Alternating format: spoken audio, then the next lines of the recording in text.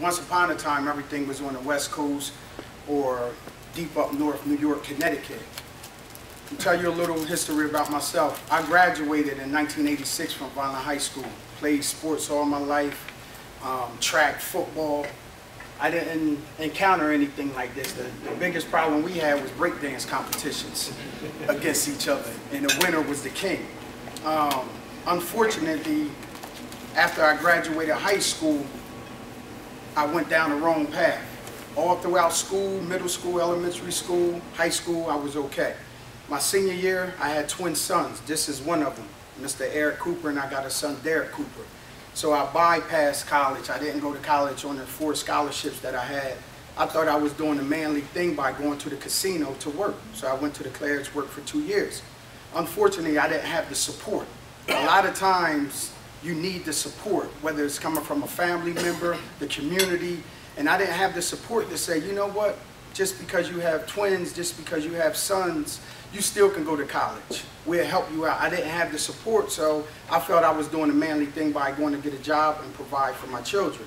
Well, Atlantic City back in 87, 88 was considered like a Las Vegas. It was big if you came from Little Vineland. So when I got down there, I mingled in the drug game and ended up being involved with the biggest drug organization in the state of New Jersey.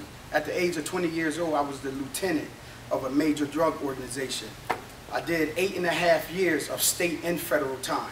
For those who think federal time is completely different because of white-collar crime, well, guess what? They're running out of room in the state prison, so they're putting everyone into the federal system.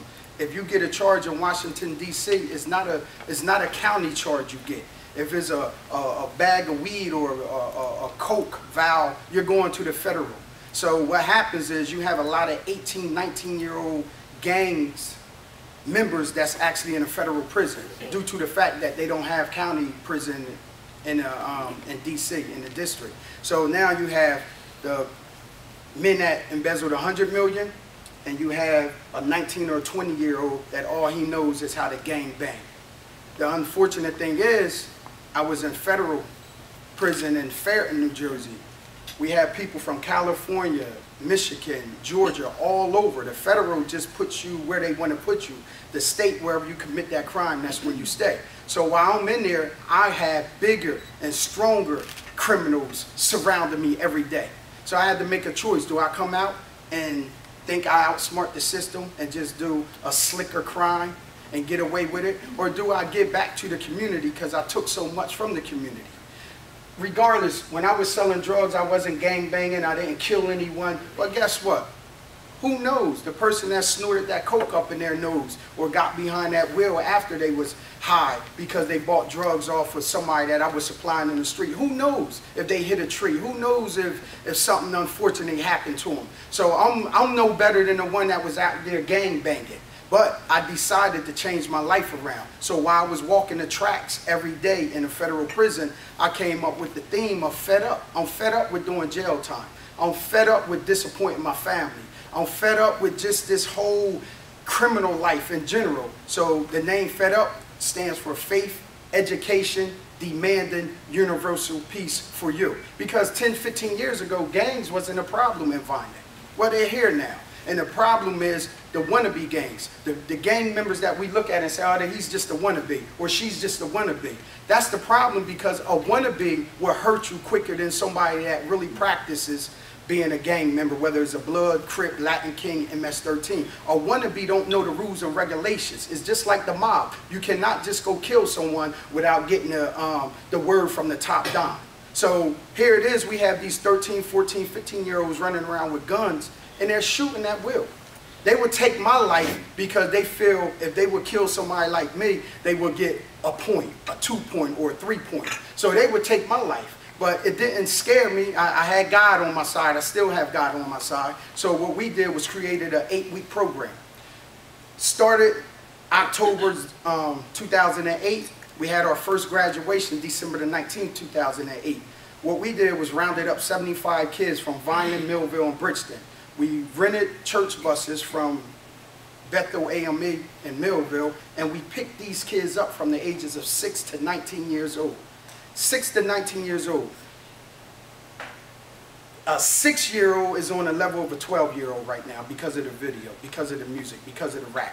The music that's out there, the rap that they're listening to, they don't know the difference. They think if it's a cool rapper that's saying it, it has to be true.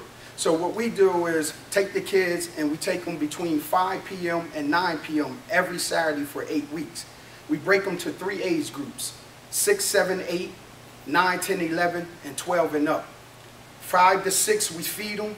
Mr. Sam is our chef, one of our chefs. He's been doing a great job. From 6 to 7, we break them down into class. We drill them, gang awareness, drug awareness. We drill them with discipline, teamwork, because they can't pull the wool over my eye.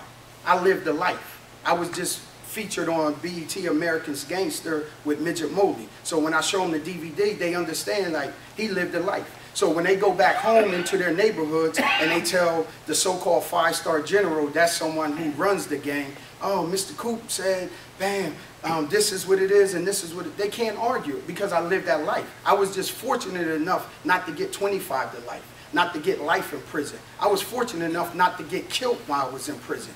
I was fortunate enough to still have my sanity and come home and get on the right path and get my family back on the right path. Who I have inside of Fed Up For You with me, he's the chief of security and my other son is the CEO of the organization. So I had enough sense, I had enough support from my children this time around. That's who came and see me in prison. So when we're speaking to these kids, they understand that we're not in there with a suit and tie. We're not in there with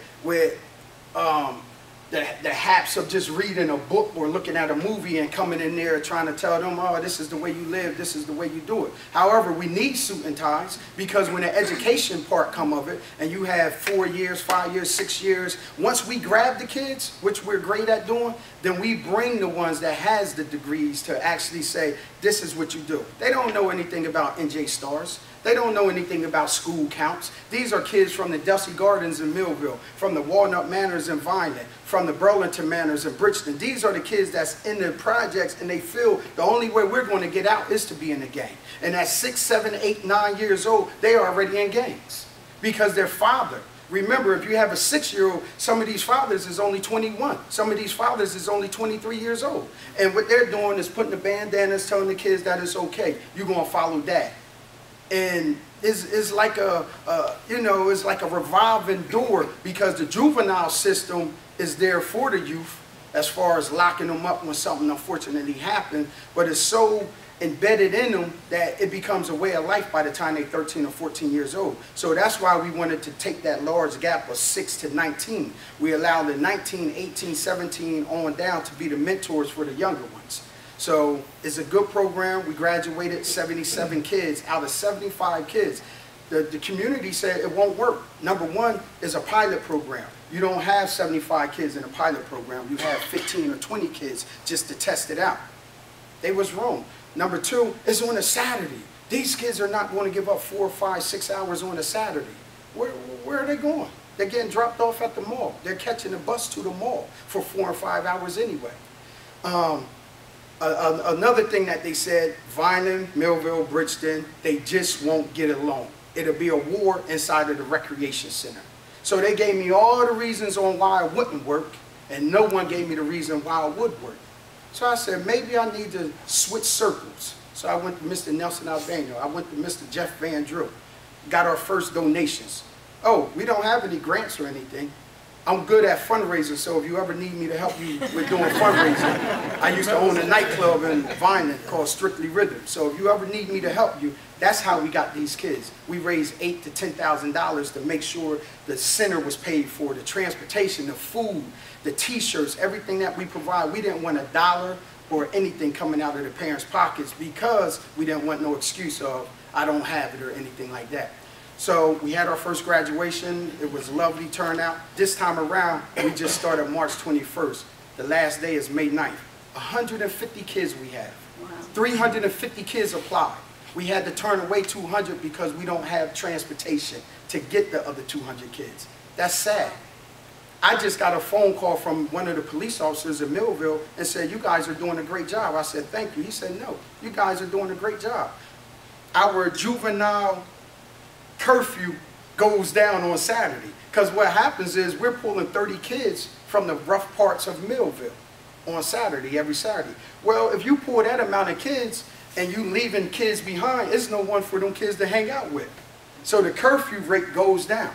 These are things that just not, you know, dealing with the kids one-on-one thinking that it stops right there. We have to look at the community as well. What effect does it have on the community when we do pull 150 kids? 150 kids is a lot of kids, especially when they're coming from different parts of the county. This program we added on Cumberland Regional High School. So we have Seabrook kids now. Now we have Bridgeton, Vineland, Millville, and Seabrook.